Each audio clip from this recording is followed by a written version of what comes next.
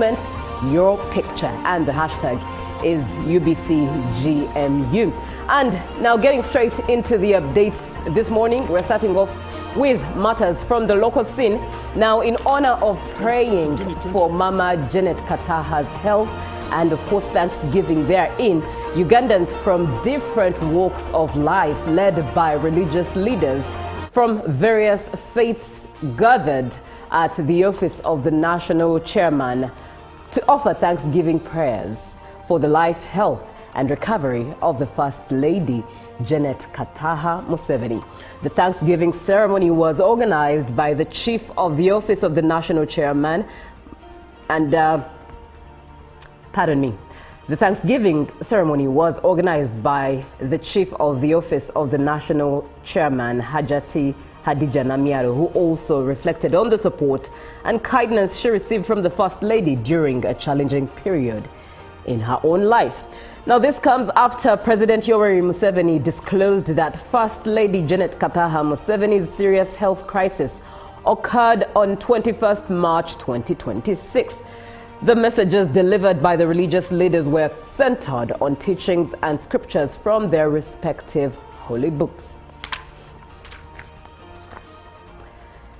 Now, moving on, the NSSF and Temangalo saga is making news once again. And the National Social Security Fund says negotiating with businessman Amos Nzei is one of the options they could consider to resolve the Temangalo land saga. The NSSF Managing Director, Patrick Ayota, informed Parliament that the fund is yet to recover the controversial 55 acres of land from Amos Nzei. Peter Kabasi, the lawyer representing Amos Nzei, showed no objection but questioned why the Parliamentary Committee on Kosase initiated the investigations despite a pronouncement by the arbitration court. Now, this shows that the controversial Temangalo land saga is far from its conclusion, as the main parties remain trapped in the hide-and-seek game. For close to 2 decades, businessman Amos Nzei remained settled on part of the land despite receiving full payment from the National Social Security Fund. It is alleged that the businessman Amos Nzei initially agreed with NSSF to transfer 463.87 out of 570 acres of land. However, NSSF acquired 100% of the land. This called for a dispute which ended through an arbitration award for NSSF to claim for extra 55 acres. Now, in 2008, NSSF purchased the land at about 11.2 billion shillings at 24 million shillings per acre, and the 99.2 acres connected to Ama Limited Company, which former Prime Minister Amama Mbabazi was the director, has been exonerated as not among the disputed land. Now, the MPs on Kosase explored various options of ending this long-standing dispute, including issuing eviction notice and negotiations, since businessman Amos Nzei is not ready to quit the disputed land. Both parties, including NSSF MD Patrick Ayota, had no objection to the negotiations despite the question of the current value of the land. What has remained unclear to the Kosase committee are the documents, including the various sale agreements and the final arbitration award as ruled by the court. Lawyer Peter Kabasi has pledged to inform his boss of the committee demands and report back to Parliament. Now, let's move on to the story that made word around town last evening, and that is the arrest of one of URA's staff, as the Uganda Revenue Authority arrested one of its staff members for allegedly receiving $60,000 to influence an audit report.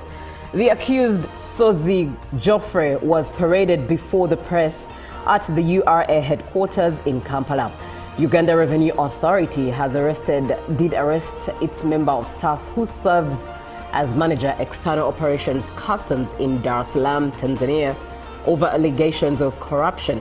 Now, Sozi Joffre is accused of illicitly receiving a bribe of $60,000 which is equivalent to about 220 million Uganda shillings. And according to URA, its investigation team acted on a tip-off from a whistleblower and tracked Sozi to an undisclosed restaurant in Kampala, where he was allegedly caught receiving the money. However, Sozi denied having had knowledge about the money. Sozi and his alleged accomplices will be taken to court to face charges. Others are still at large. Meanwhile, URA plans to procure more fleet to strengthen its enforcement efforts against corruption nationwide. And more than 150 URA officers have reportedly been suspended from service over allegations of corruption.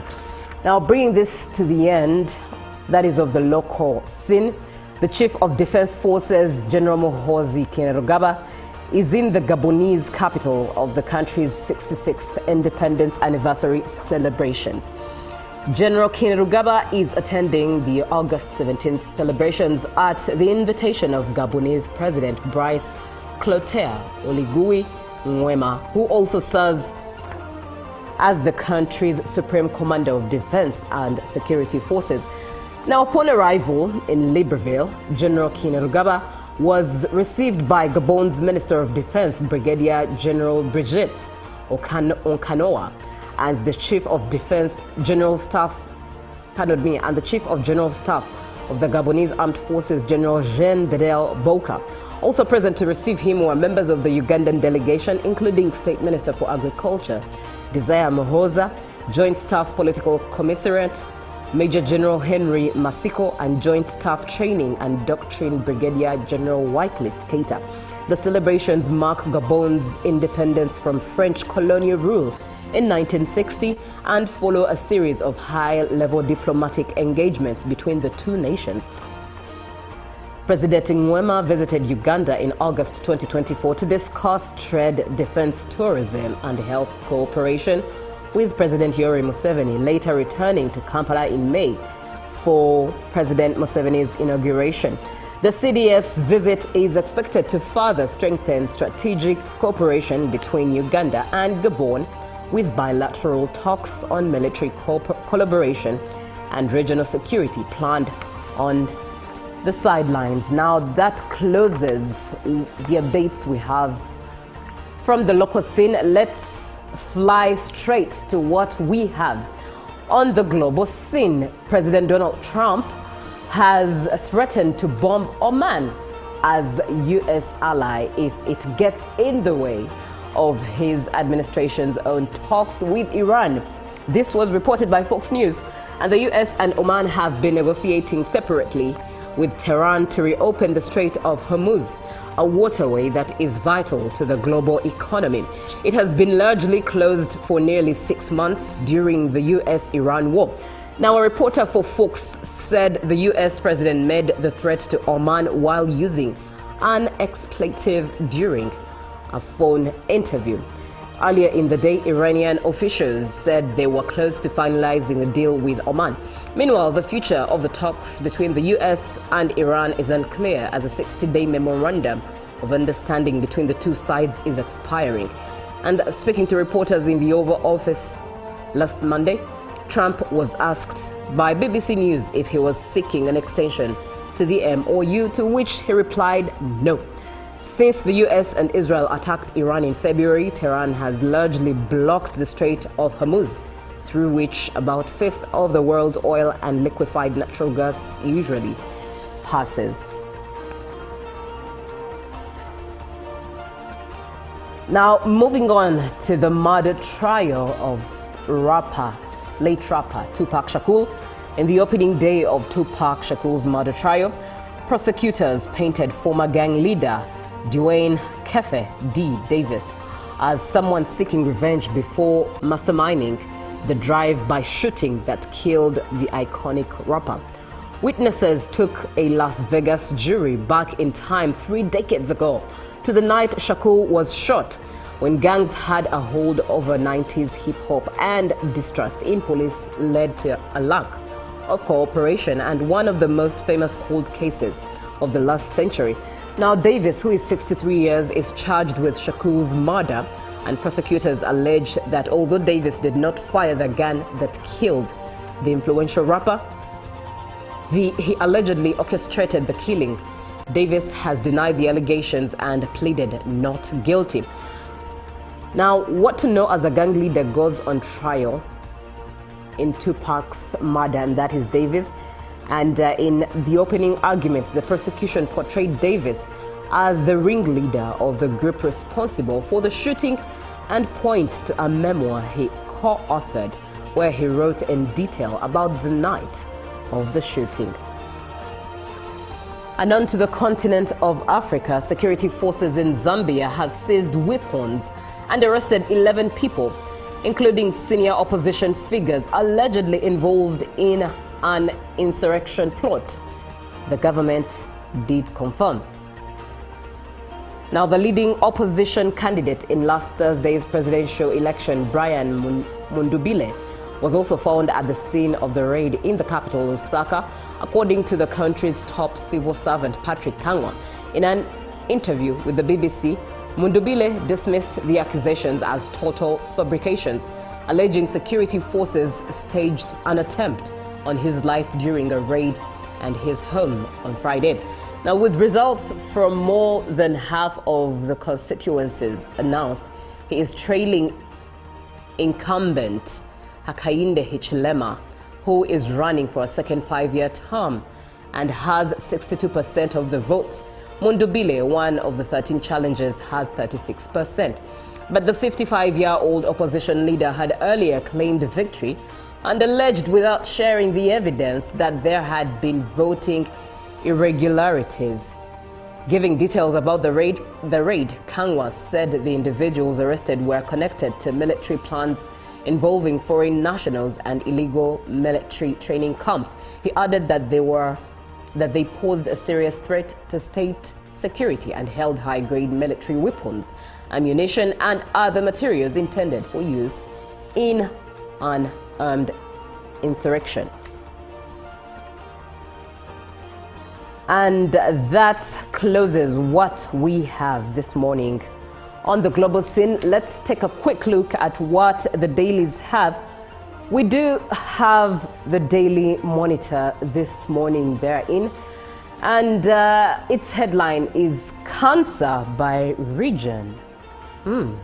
Interesting statistics of cancer cases in different regions of Uganda, and of course all you need to do is to get yourself a copy to see the detail of that. But 35,968 total cancer cases just in 2022 alone. All of that in the Daily Monitor.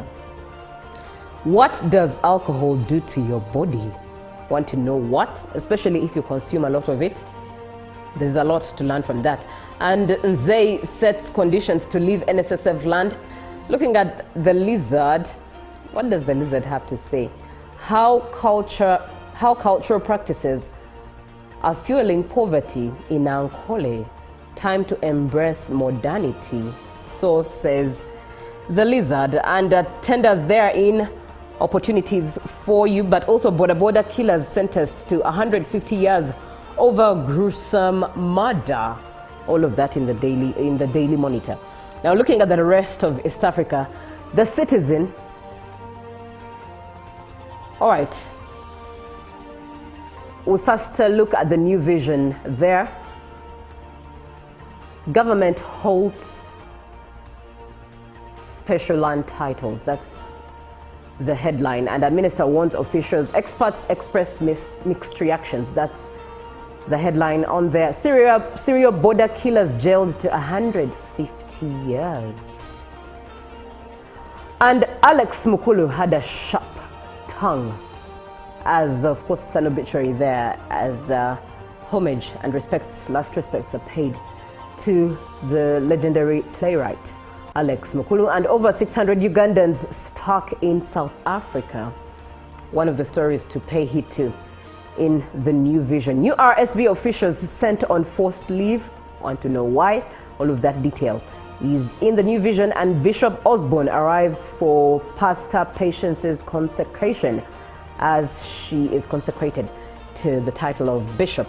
Now, looking at the citizen in Tanzania, government's new plan to cut costs for poultry farmers. That's the headline. How the government is planning to do that. That's a detail in the citizen. And Africa turns to AI to stamp out cheating in examinations. Interesting. How does that work? The detail is in there. And what Tanzania's first specialized dental unit for children means. Also, court set to decide if Lisu has a case to answer. Meanwhile, mother recounts 2-year struggle with late son's dialysis.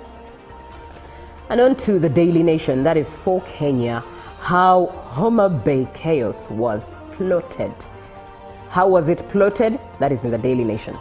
And looking at legal disputes, Gachagua claims court altered impeachment judgment. And millions in nothing out, farmers' losses amid maize crisis. And TSC social media gag splits teachers. All of these are stories that you can grab for yourself from the dailies and get the detail of each. For now, let's have a short break. And when we get back, we're looking at the role of RDCs, especially in the fight against corruption, looking at what this Chisanja Hakuna Kulala looks like in the fight against corruption. So do stay tuned. But what you can do in the meantime is capture your morning, all right? Your morning, your moment, your picture. Tell us where you are watching from and share a selfie of yourself or a picture of yourself as you are giving us the detail of where you are watching from. Looking forward to connecting, looking forward to catching up with you, looking forward to giving you that shout out. Send it to 0709 602 592. That is via WhatsApp. The hashtag is UBCGMU. Good morning.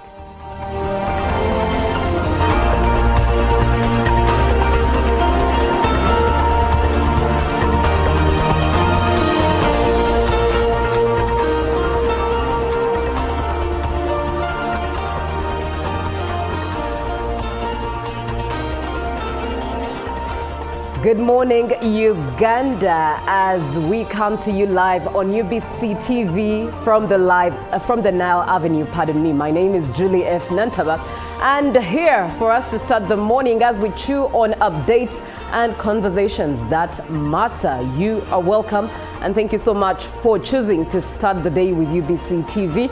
Best part of the morning is the fact that we get to catch up. What is updates and conversations without connecting? So let's connect. Start your morning, power your morning by telling us where you are watching from, and that is sending a selfie of yourself and telling us where you are watching from to 0709 602 592. Capture your morning, your moment, your picture, and the hashtag is UBCGMU. And now getting straight into the updates this morning, we're starting off with matters from the local scene. Now, in honor of praying for Mama Janet Kataha's health and, of course, Thanksgiving therein, Ugandans from different walks of life, led by religious leaders from various faiths, gathered at the office of the national chairman to offer Thanksgiving prayers for the life, health, and recovery of the First Lady, Janet Kataha Museveni. The Thanksgiving ceremony was organized by the chief of the office of the national chairman and, the Thanksgiving ceremony was organized by the chief of the office of the national chairman, Hajati Hadija Namiaro, who also reflected on the support and kindness she received from the First Lady during a challenging period in her own life. Now, this comes after President Yoweri Museveni disclosed that First Lady Janet Kataha Museveni's serious health crisis occurred on 21st March 2026. The messages delivered by the religious leaders were centered on teachings and scriptures from their respective holy books. Now, moving on, the NSSF and Temangalo saga is making news once again. And the National Social Security Fund says negotiating with businessman Amos Nzei is one of the options they could consider to resolve the Temangalo land saga. The NSSF Managing Director, Patrick Ayota, informed Parliament that the fund is yet to recover the controversial 55 acres of land from Amos Nzeyi. Peter Kabasi, the lawyer representing Amos Nzeyi, showed no objection but questioned why the Parliamentary Committee on Kosase initiated the investigations despite a pronouncement by the arbitration court. Now, this shows that the controversial Temangalo land saga is far from its conclusion, as the main parties remain trapped in the hide-and-seek game. For close to 2 decades, businessman Amos Nzeyi remained settled on part of the land despite receiving full payment from the National Social Security Fund. It is alleged that the businessman Amos Nzeyi initially agreed with NSSF to transfer 463.87 out of 570 acres of land. However, NSSF acquired 100% of the land. This called for a dispute which ended through an arbitration award for NSSF to claim for extra 55 acres. Now, in 2008, NSSF purchased the land at about 11.2 billion shillings at 24 million shillings per acre. And the 99.2 acres connected to Ama Limited Company, which former Prime Minister Amama Mbabazi was the director, has been exonerated as not among the disputed land. Now, the MPs on Kosase explored various options of ending this long-standing dispute, including issuing eviction notice and negotiations, since businessman Amos Nzeyi is not ready to quit the disputed land. Both parties, including NSSF MD Patrick Ayota, had no objection to the negotiations despite leaders who cannot